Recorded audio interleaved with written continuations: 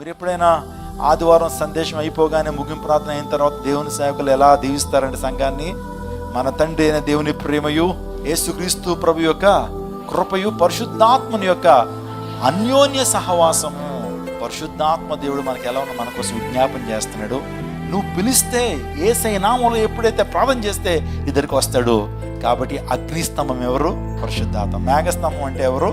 సాక్షి సమూహం అంటే విశ్వాస వీరులు, నీ ముందున్నటువంటి దైవజనులు. ఒకవేళ లేకపోతే పాత నిబంధన కాలంలో ఉన్నటువంటి పితరులు అబ్రహాం, ఇస్సాకు, యాకోబులు. ఆ తర్వాత క్రొత్త నిబంధనలోకి వచ్చేటప్పటికి మన ముందున్నటువంటి అపోస్తలులు 12 మంది శిష్యులు, వాళ్ళందరూ కూడా మనకి సాక్షి సమూహంలో ఉన్నారు. ఏమంటే అబ్రహాం టైంలో పాపం అతనికి సాక్షి సమూహం ఎవరు ఉన్నారండి?